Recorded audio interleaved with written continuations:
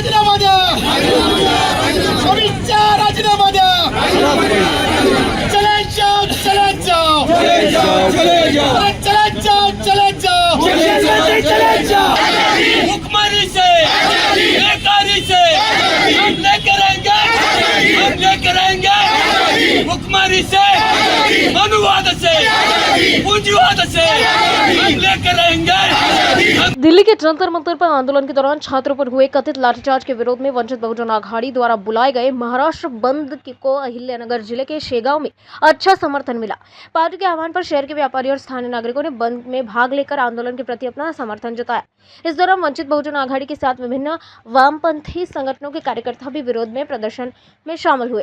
प्रदर्शनकारियों ने छात्रों पर हुए कथित लाठीचार्ज की कड़ी निंदा करते हुए पूरे मामले की निष्पक्ष और पारदर्शी जांच की मांग की। बंद के दौरान शहर में शांति और व्यवस्था बनी रही तथा किसी अप्रिय घटना की सूचना नहीं मिली। प्रशासन भी स्थिति पर लगातार नजर बनाई रही है। देशभरातल्या किमान 30 विद्यार्थ्यांनी आत्महत्या केल्या आणि म्हणून देशाचे जे केंद्रीय शिक्षा मंत्री आहेत धर्मेंद्र प्रधान यांनी तातडीने राजीनामा द्यावा या मागणीसाठी शास्त्रज्ञ सोनम वांगचुक हे 23 दिवसापासून उपोषणाला बसले आहे।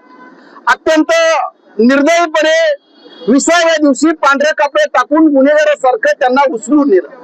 त्याच्यानंतर संसदेवरती कॉकरोच पार्टीचे अभिजित दिपके आणि त्यांच्या सर्व सहकारी आणि देशभरातून जे लाखो विद्यार्थी जमले त्याने संसदेवरती मोर्चा काढला। खरं म्हणजे सरकारची भूमिका असली पाहिजे होती, सरकार म्हणून त्या विद्यार्थ्यांशी बोलायला पाहिजे होतं। ते कुठल्या राजकीय पक्षाचे लोक नव्हते, त्यांची मागणी एकच होती की 30 विद्यार्थ्यांनी आत्महत्या केल्या, शिक्षण मंत्र्यांनी राजीनामा दिला पाहिजे। पण हे सरकार हे हिटलरशाही प्रवृत्तीचं सरकार आहे। नरेंद्र मोदी हे हिटलरशाहीने वागतात आणि कुणाचं ऐकून घ्यायचं नाही, कुणाबरोबर चर्चा करायची नाही, कुणाबरोबर बोलायचं नाही आणि विद्यार्थ्यांबरोबर सुद्धा त्यांनी संवाद साधला नाही।